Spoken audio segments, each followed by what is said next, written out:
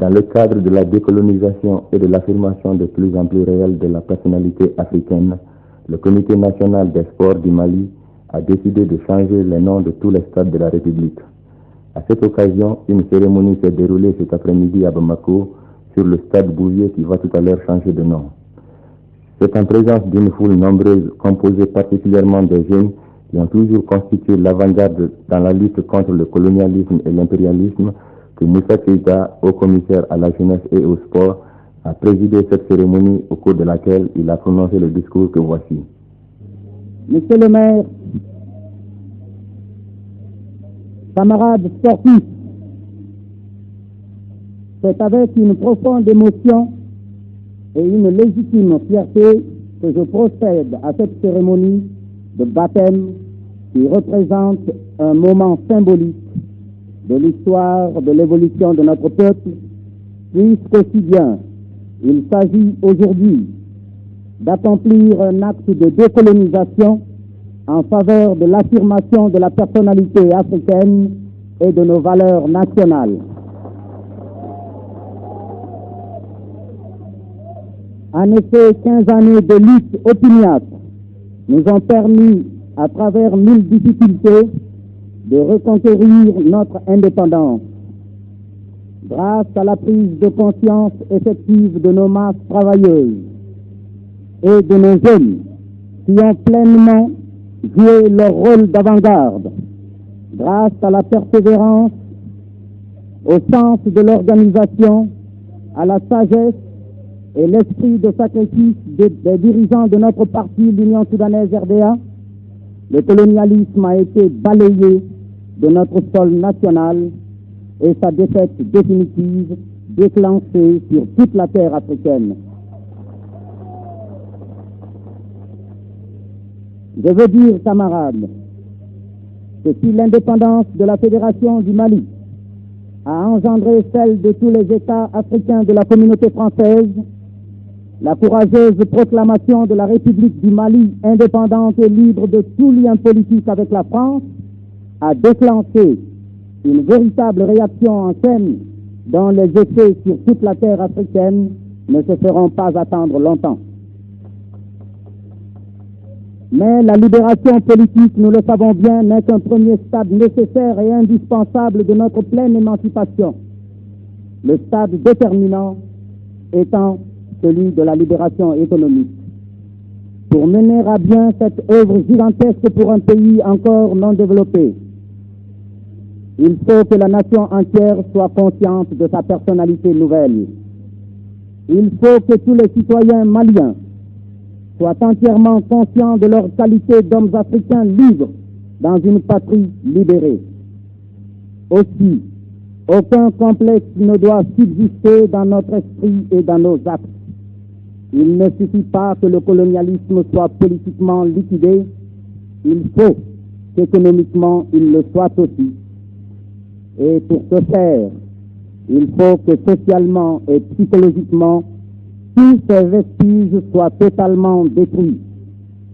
C'est pour cela que le sport, qui chez nous avait lui aussi subi l'empreinte coloniale, va aujourd'hui procéder à son premier acte de décolonisation totale. Les jeunes sportifs et tous les jeunes de la JUS-RDA, ayant prouvé par leurs agissements de tous les jours qu'ils rejettent tout paternalisme colonialiste, c'est un honneur et une joie pour moi de déclarer solennellement qu'à partir de ce moment, premièrement, le stade anciennement appelé stade du révérend Père Bouvier prend le nom glorieux de stade Mamadou Konaté.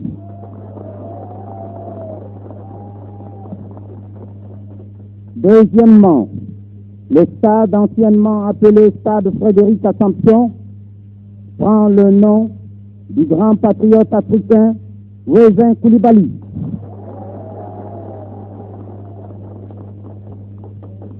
La volonté du Comité national des sports ainsi exprimée marque le souci constant chez les jeunes de restituer à l'humanité africaine sa personnalité et ses valeurs propres. Le choix du nom de Mamadou Konaté par les jeunes n'est pas un fait du hasard, car plus que grand homme politique national malien, notre regretté Mamadou Konaté fut un grand éducateur, toujours très proche de ses élèves, dont il fut particulièrement estimé.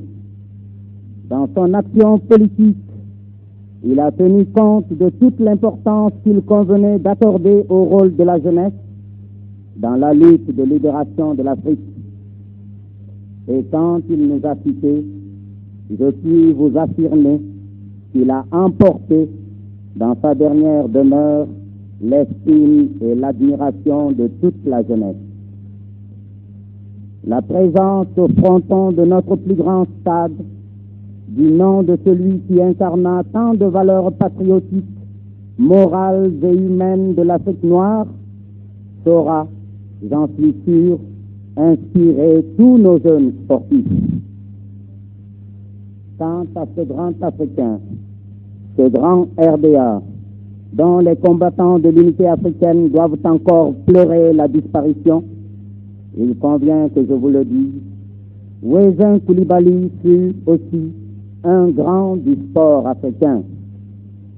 Son nom ne figure certes pas dans les palmarès sportifs de l'Afrique noire, mais il fut un grand organisateur du sport, un dirigeant sportif pas comme les autres, car il était déjà à l'avant-garde de la conception du rôle du sport en Afrique.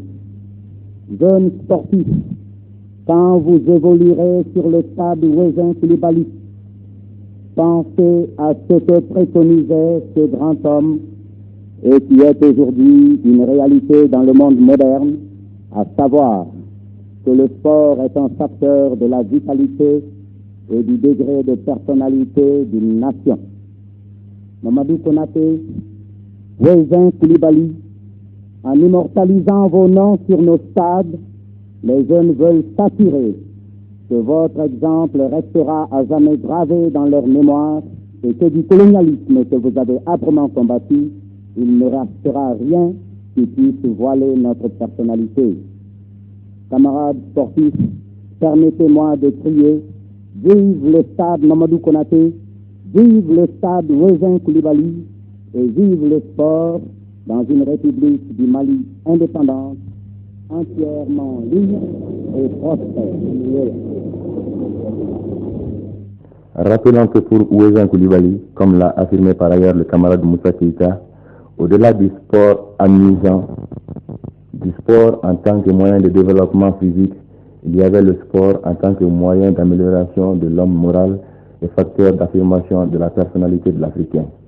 Il fut le créateur du Ponty Club dont le nom brillera toujours dans les palmarès sportifs de l'Afrique occidentale.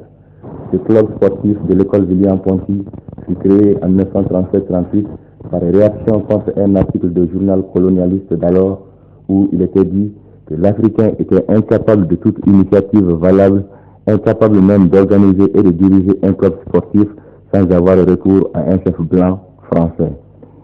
Ainsi, le Ponty Club naissait de la volonté farouche du souverain général Ouezin Coulibaly et de ses élèves de prouver toutes les valeurs et tous les génies d'organisateurs de l'Africain que seule l'odieuse oppression colonialiste avait étouffé. Aucun Européen n'était admis à diriger le Ponty Club, ni même à le conseiller. Le directeur de l'école lui-même était théoriquement membre d'honneur. Ce qu'a prouvé le Ponty Club, vous le savez bien, ce fut de remporter pendant 3 années de suite et de garder définitivement le lion de bronze du championnat civil du Sénégal. Et je pense que beaucoup d'entre vous, camarades, se souviennent encore de l'éclatante victoire du Ponty Club sur la sélection du district de football de Bamako le 14 juillet 1944 au stade Frédéric Assomption. Nul doute que cette brillante évolution de l'équipe du Ponty Club avait désormais profondément marqué ce stade du sceau de Ouezin Coulibaly.